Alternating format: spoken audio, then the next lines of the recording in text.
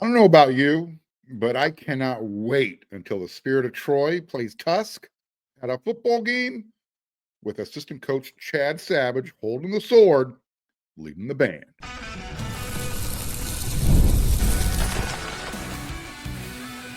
You are Locked On USC, your daily podcast on the USC Trojans, part of the Locked On Podcast Network, your team every day.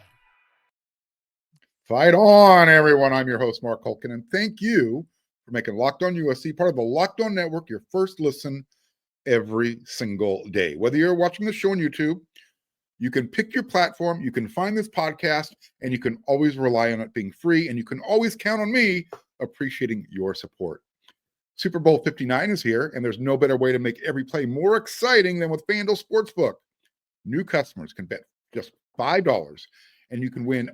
And if you win, you're going to score $200 in bonus bets. Download the app or head to FanDuel.com to get started. This is a family show, so I can't sing the actual lyrics to Tusk that you might hear at the game, especially if you're sitting in the vicinity of USC's student section. But we can go with this one. Tusk, real savage-like. UCLA sucks.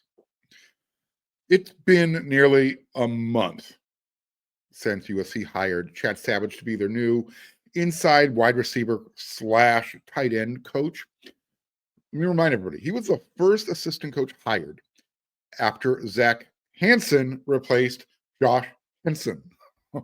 I have to make that very clear because a lot of people get confused who's who. But back on January 10th, he was announced, Lincoln Riley, USC, they put out a statement. Chad Savage, one of the nation's top recruiters, has been named USC's tight end / inside wide receivers coach. And he is a talented coach who will be a tremendous addition to our staff. He's a rising star in the business with a deep recruiting connections in Southern California. We're excited to welcome him to USC. So again, right there in that statement, Chad is recognized as one of the young up-and-comers in the coaching industry. One of his biggest appeals, at least to USC, Lincoln Riley, the entire coaching staff, Chad Bowden, the general manager, is his recruiting ability. I mean, he was a three times Mountain West Recruiter of the Year. Because of that, he was named to 247sport.com, 247sports.com 30 under 30 list, which is what they do is they recognize the coaches who are under 30 years old who they think are just going to go far in the industry. It's like they're can't miss guys, 5-star coaches.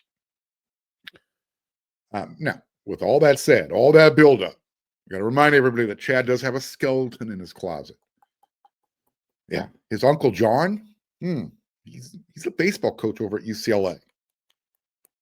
So you know what? I'm going to say this. Maybe USC's head baseball coach, Andy Stankiewicz, maybe he needs a third base coach. I mean, USC has been taking the best from its rivals for the last couple of years. Why not, right? Let's just keep that train rolling. I finally got a chance to see and listen to Chad speak in person. That was on National Letter of Intent Day at USC. He's from Reno. Reno is called the biggest little city in the world. Chad isn't a big dude by any stretch of the imagination. You look at him and say, all right, he looks like a small inside wide receiver. But he is huge in the recruiting world. I mean, high school coaches love it when he shows up. Savage just doesn't pop in to show his face, shake a hand. He doesn't do that type of gratuitous on-campus recruiting. That's not his style. He's got the Savage style. Quote, I believe the difference is in the details. But at the end of the day, I want it to be a good experience for these guys. I want to create excitement because I believe happiness increases the time of exhaustion. Whether these kids are here for 3 years, 4 years, or 5 years, this should be the best experience of their life. When their feet hit the floor in the morning, I want them to be excited when they come in the building to play for me. End quote. Look, if you're a wide receiver or a tight end recruit, why wouldn't you want to be mentored by that guy at the end of the day? I mean, seriously, ask yourself that question. If you're a wide receiver, you're a tight end in high school, and you're watching this episode, ask yourself, why not Chad Savage? He is all about relationship building. He wants to get to know you as a person. Find out what makes you tick so he can adapt his coaching style to you. His big major strength, why USC wanted him on staff, it's his local ties to the SoCal recruits. It's his ability to identify, I'll call under the radar type of talent and develop them into NFL prospects. I mean, you look at the guys who he was coaching most recently at Colorado State.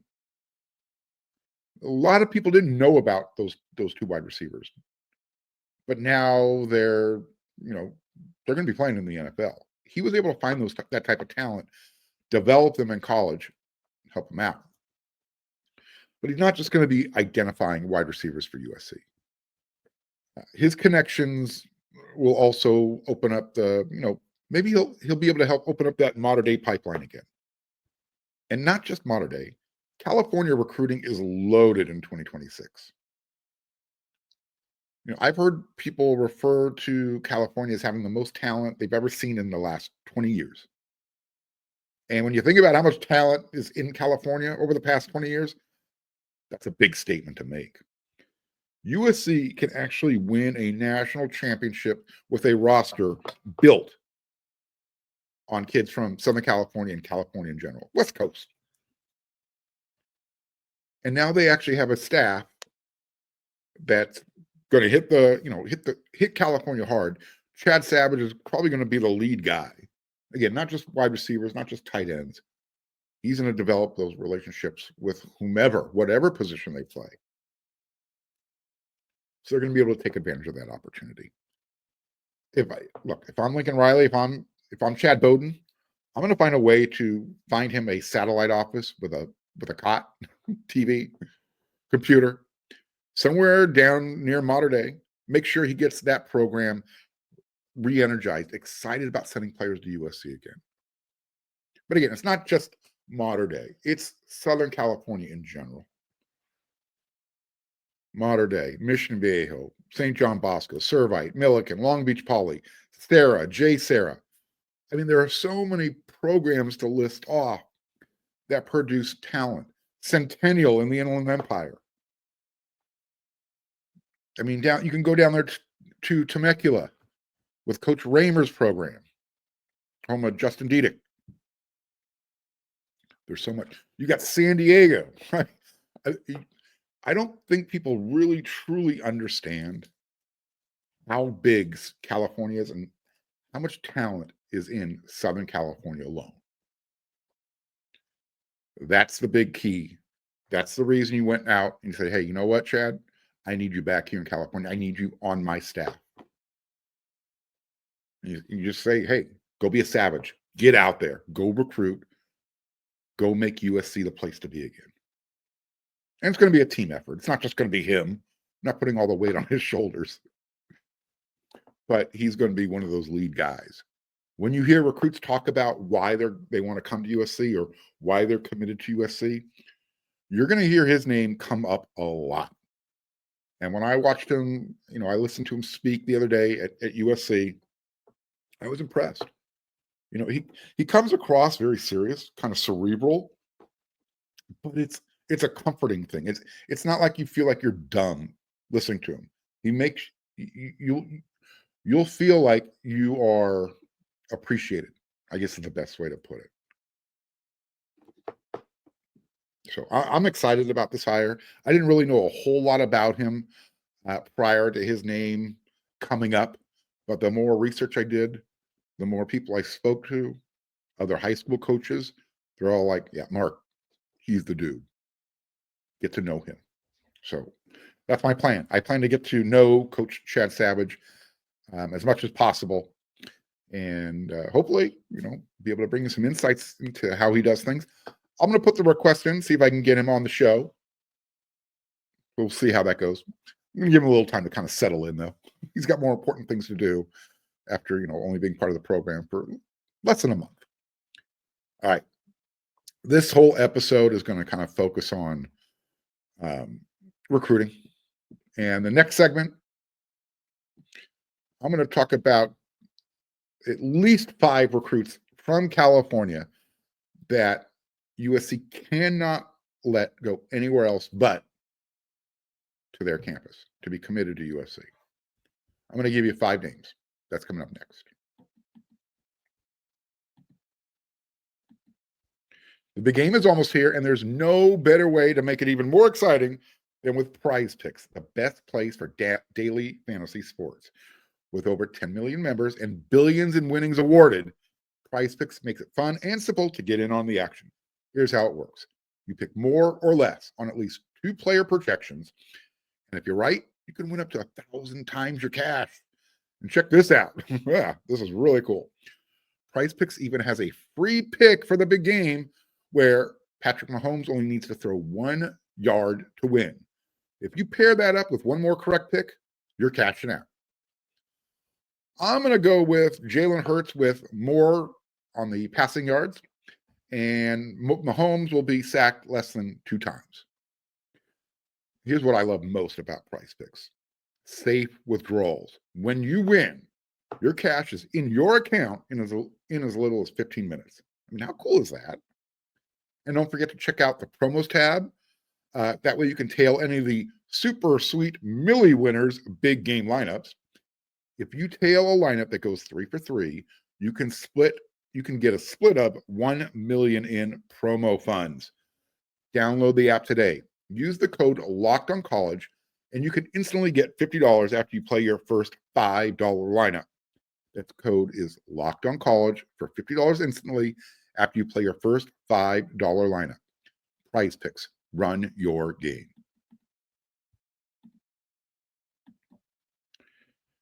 Now that the 2025 recruiting class is complete, well, I think it's complete. I mean, there might be another player that drops out of the sky between now and spring camp. By the way, I've heard that USC will announce its spring camp dates soon, so stay tuned, pay attention, don't go anywhere. I already know the start date, around the start date, but I've been sworn to secrecy. Can't go there. And basically because USC likes to release the news themselves. But I have a question for Trojan fans, for my everydayers, something that's going to keep us occupied between now and the start of spring camp. We're going to continue to focus on recruiting. There's a lot of guys out there. Who are the 5 most important recruits in the 2026 recruiting cycle who are not already committed to USC? Okay, that's the caveat. You can't pick the guys who have verbaled and they're holding their spot for that early signing period or whenever they decide to send their national letter of intent in. But because we're talking about Southern California recruiting, let's keep it local. If you want to pick someone from NorCal, from Northern California, I'll allow it. But here are my 5. My top 5 must keep guys at home. They cannot go anywhere else. They have to be at USC. For me, I think you have to start with Tomahuni, Tom Tapui. Yeah, Tom. The big defensive lineman, defensive tackle, modern day, 6'3", 300 pounds. Right now, he is committed to Oregon. He's holding his spot with Phil Knight University. And he is my number 1 guy. He needs to be the number 1 guy on this staff's priority list. Right there at the top. Bang the tom-tom drums all day long. Because, and I've mentioned this before on a previous episode of Locked On USC. If Tom stays home, you're going to have a lot of other guys sticking around too. They're going to want to play with him. He's that type of magnet. He likes to recruit the guys he wants with him. He's got that type of personality. Here's another guy. Talanoa Ely, the linebacker from Orange Lutheran. Yeah. He's someone who USC is, I'll just say, they've gotten back in the race. Before they were an afterthought. Not anymore. Not when you have guys like Coach Dog, Aaron Amaa, Not when you have guys like Coach Sean Nua. You add Chad Savage to the mix. You gang up on guys like Tom and Talanoa. You make them feel like they are the most important person in the world. And you don't BS them. You just, you don't feed them lines. You don't tell them what you think they want to hear. You build that relationship. That's what it's all about. Developing those relationships. Like what Chad Bowden said yesterday at the signing day or his introduction with Lincoln Riley. We're going to major in high school recruiting and we're going to minor in the transfer portal.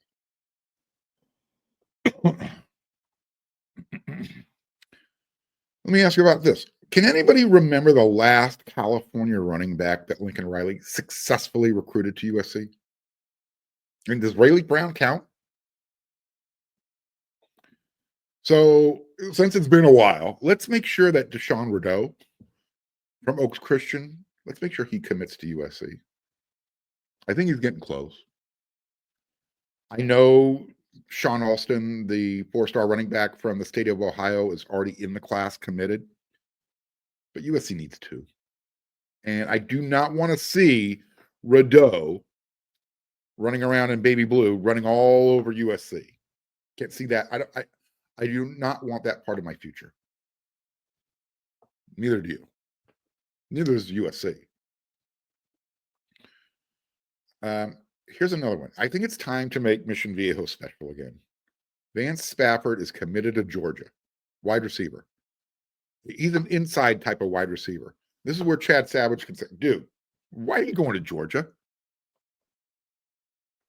And he's one of the best wide receivers in California. I don't care if he's inside or, flanked on the outside. Why would he be going to a place that isn't known for developing NFL wide receivers or quarterbacks? I have a feeling when everything's all said and done, when Savage gets the chance to explain to him why USC is the place to be, that's where he'll end up. We'll see. I feel confident with that, though. Here is one recruit for Chad Savage to prove his salt and kind of prove his salt, earn a bonus. I mentioned let's find him a satellite office down near Mater Dei, so he doesn't have to deal with traffic all day, going back and forth. Mark Bowman is considered the top tight end in the state of California.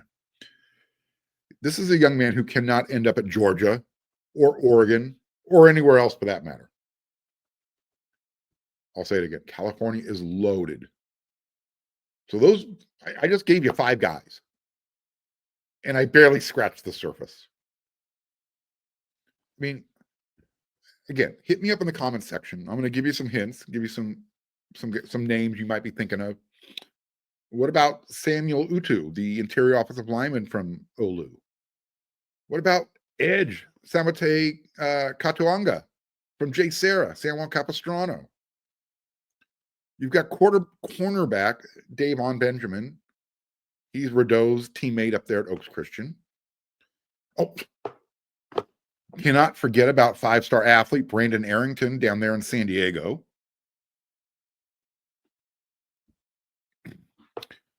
During Coach Riley's presser, I had him explain what his role was going to be with regards to recruiting. He talked about how Chad Bowden is going to kind of run the show. Well, he and his recruiting staff have a lot of guys down there in Southern California. A lot of options to choose from. They need to make sure all those guys that I mentioned, every single one of them, eventually commits and signs to USC. This staff they put together, it is built for recruiting. It's built on a philosophy to focus on the high school guys, build those relationships, develop them, retain them, win national championships. So again, what name did I not mention? There's a lot of names I didn't mention. Who do you want to see wearing cardinal and gold when everything's all said and done? Who's going to be a member? Who do you want to see in that 2026 recruiting class? hit me up in the comment section. Oh, by the way, if you are watching this show on YouTube and you haven't subscribed yet, why not? Just do me a favor. It's really easy. It's free. It's not going to cost you anything. Click that red subscribe button and smash that thumbs up. Both of those are going to continue to help the show grow. And I don't want you to miss an episode during the off season. Make sure you hit that bell notification. That way you will not miss an episode. All right. We got one more segment to go. It's Friday. That means it's time for a Friday rant.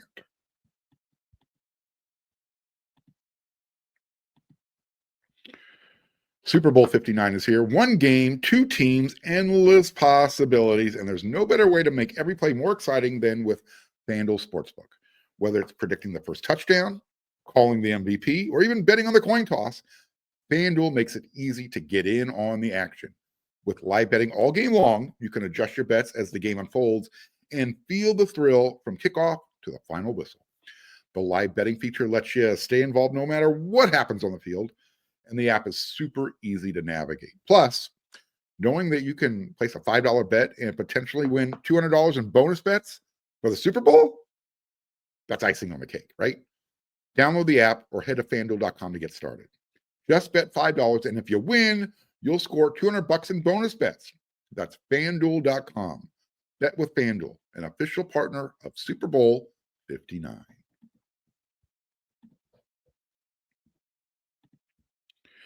All right.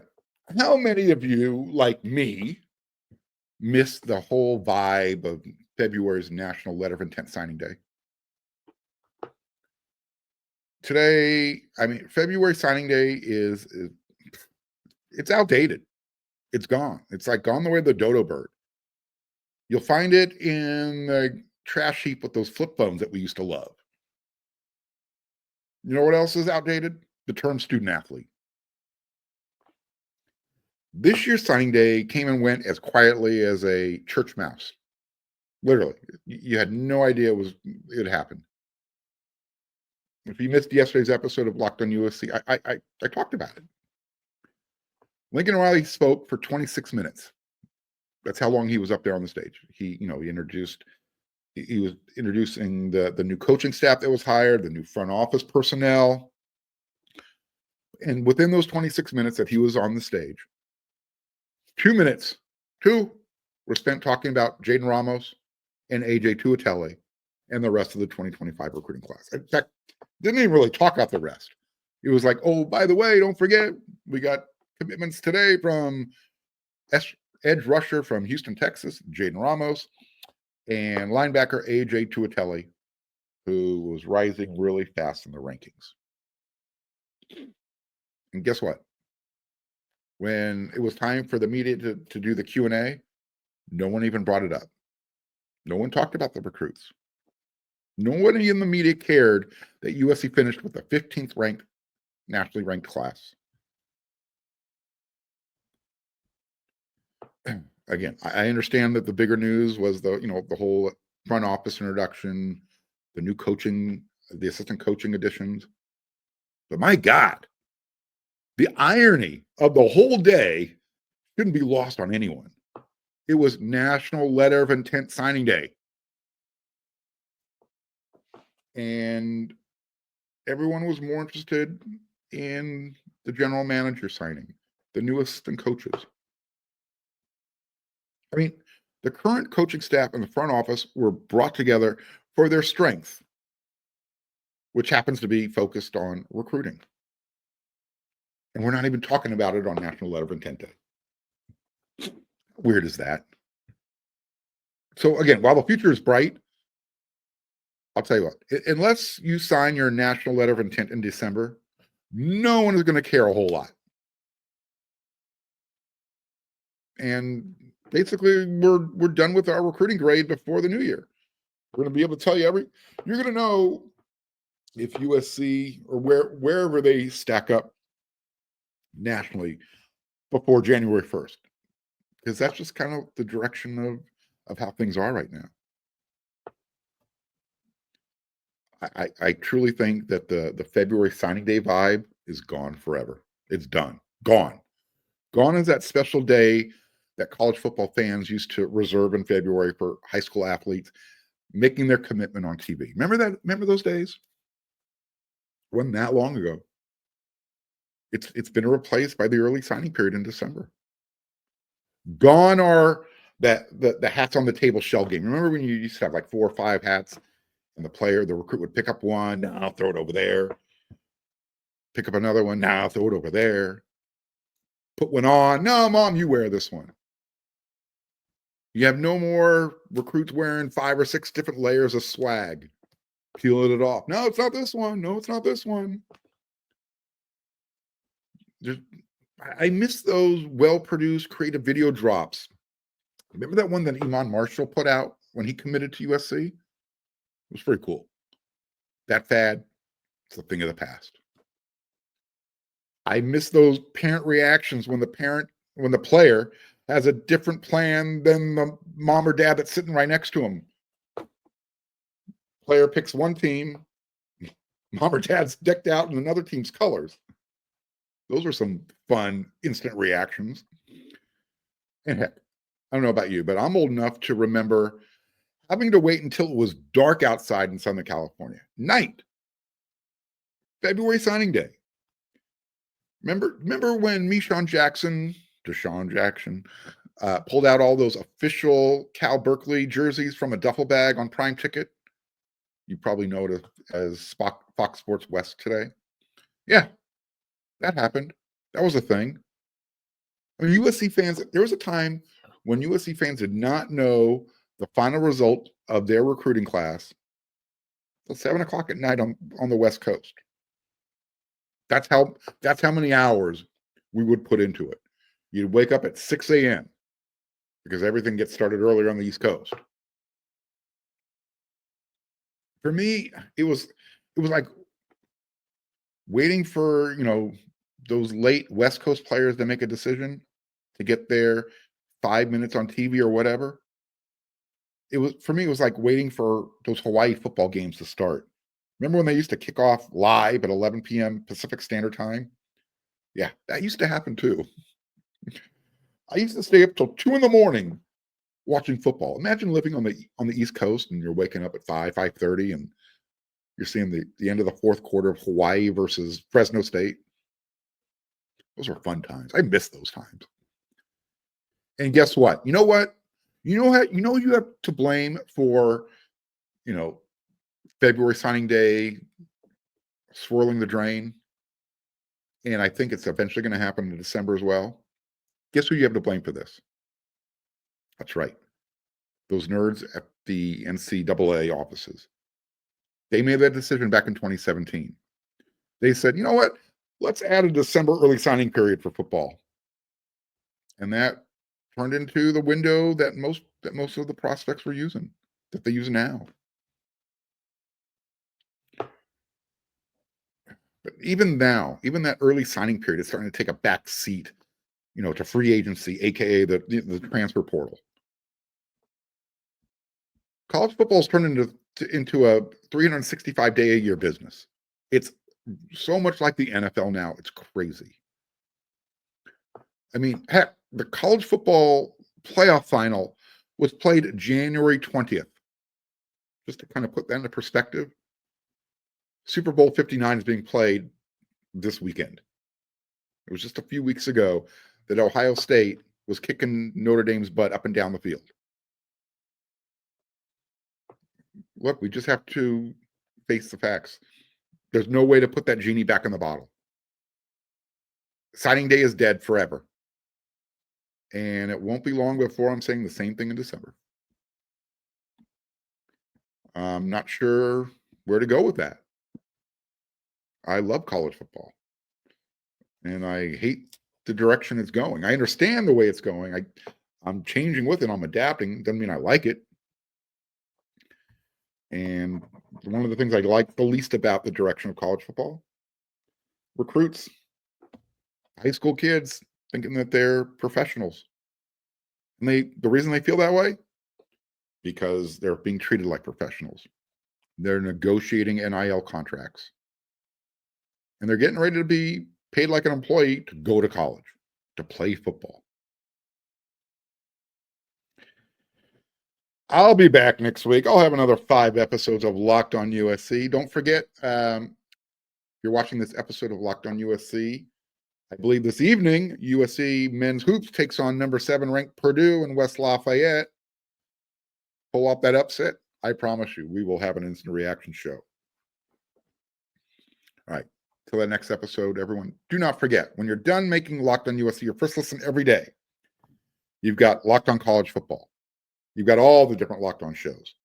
And when you're done and you want to get some really cool written content, wearesc.com. Eric McKinney, Scott Schrader, Chris Arledge, myself, Greg Katz. We got you covered with everything. So until then, everyone, you know what to do.